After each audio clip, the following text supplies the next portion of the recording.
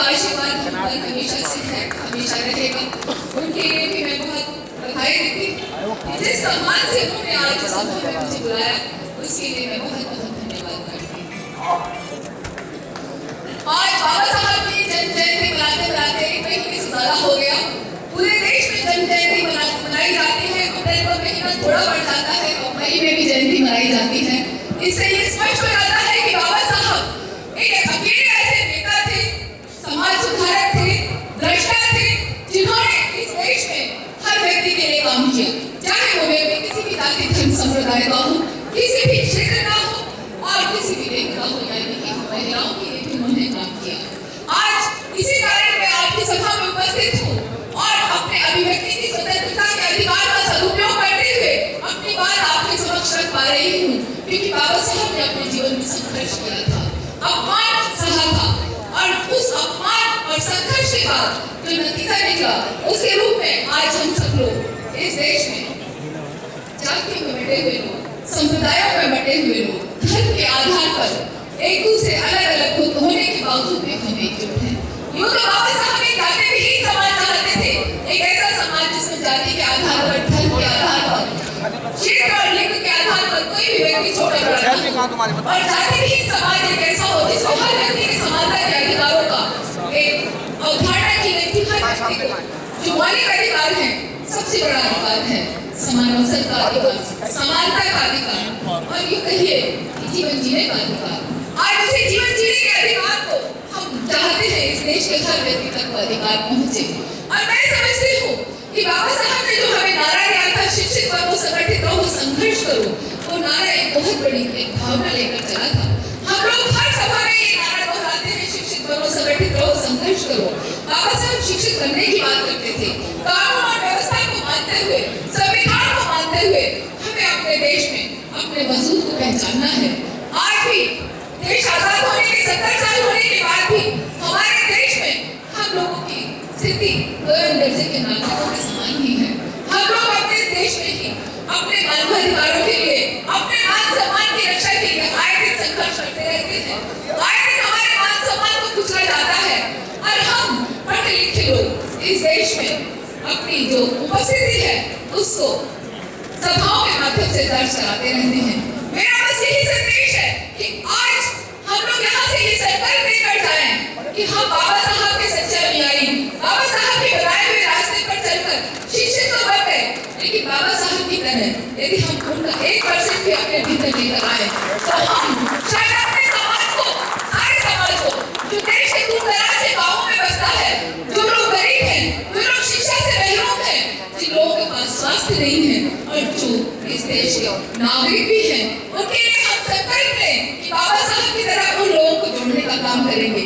मैं पिता हरित IRS देश के गाँव-गाँव में जा रही हूँ, बच्चे को जोड़ रही हूँ, देश के हर दलित, शोषित, पीड़ित, वंचित और पिछाड़े हुए को एक करके एक सूत्र में पिरोकर एक माला बनाकर बाबा साहब के गले में पहनाना चाहती हूँ।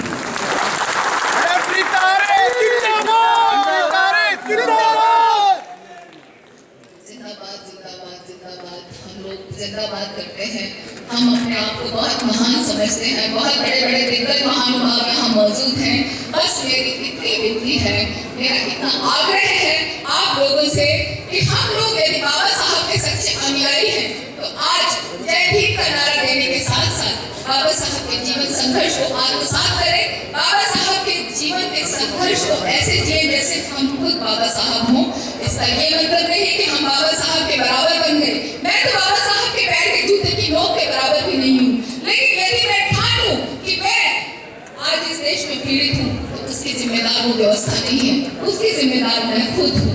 और आज अपने इस स्वतंत्र लोकतंत्र में यदि हम पीड़ित हैं तो उसके लिए हम लोग खुद जिम्मेदार हैं। हम लोग खुद कायर हैं, इसलिए हम लोग पीड़ित हैं।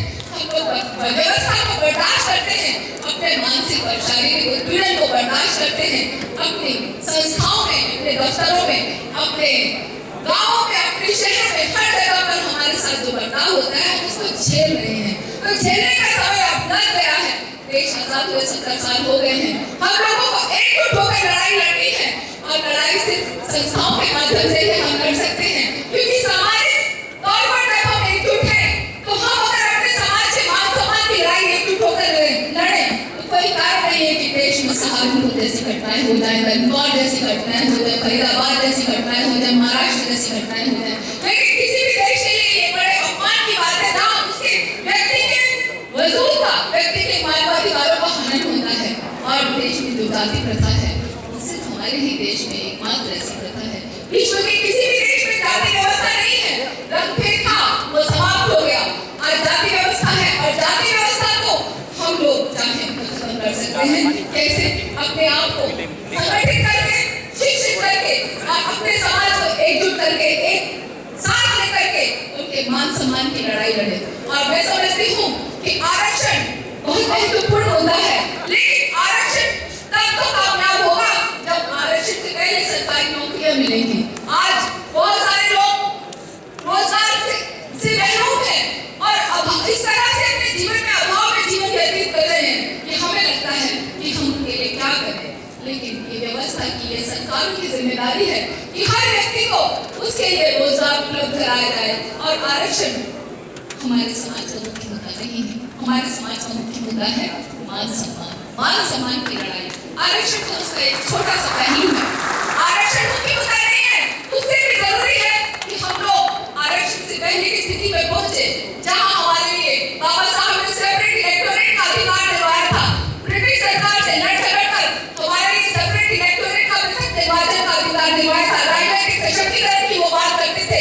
उसी राजनीतिक सशक्तिकरण की मैं दुहाई देती हूँ कि जिस दिन हम राजनीतिक रूप से अपनी पावर अपने हाथ में ले लेंगे और अपनी बात को इस देश की विधानसभाओं से, इस देश की संसद से मुखर होकर कर सकेंगे, अपने अधिकारों की लड़ाई को स्वयं लड़ेंगे, उस दिन सही मायने में हम लोग बाबा साहब के सच्चे अनुयायी साबित होंगे। और मैं ये संकल्प नहीं कर रही हूँ कि इस देश में जय श्री राम, जय राम जी की, जय श्री राम सब बोला जाता है। इस देश के बच्चे से जय भीम का नारा दिलवाना है, चाहे वो व्यक्ति किसी भी जात का है।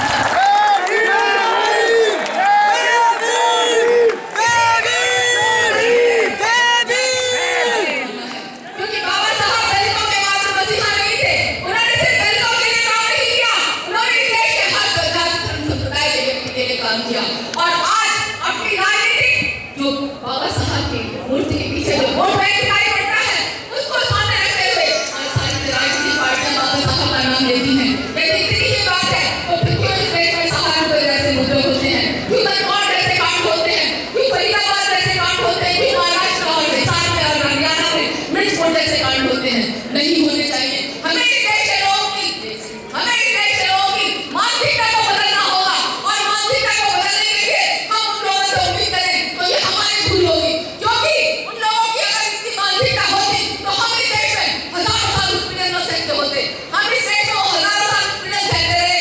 आज समय आ गया है कि हमें उस उत्पीड़न को रोकना है, उसको हमें अपने स्तर पर हमें काम करना है। मेरा टाइम आउट हो गया, इससे ज्यादा मैं बात नहीं कर सकती, लेकिन फिर भी मैं एक संदेश देने आई हूँ कि मैं सरकारी अधिकारी हूँ, सरकार से तनख्वाह पाती हूँ, सरकारी मुलाजिम हूँ, लेकिन बाबा साहब के दिए हुए अभिव्यक्ति की स्वतंत्रता के अधिकार का बड़ी भांति सदुपयोग करना जानती हूँ और इसीलिए पूरे देश के व्यक्तियों को मैं जोड़ रही हूँ। यदि आज मेरे संगठन होकर आप लोग अपने गांव में हाथ में जाएं और अपने समाज के मान सम्मान की लड़ाई लड़ें तो बहुत जल्द हम बाबा साहब के मिशन को उसके मुकाम तक पहुंचाने में कामयाब होंगे। जय भीम, जय भारत।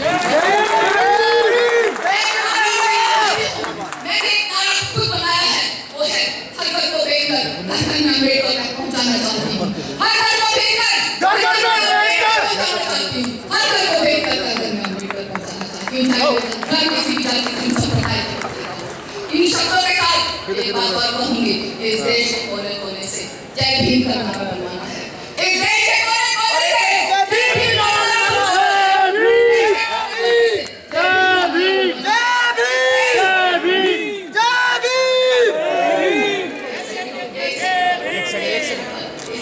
कोने कोने से जय भीम का नारा बुलवाना है।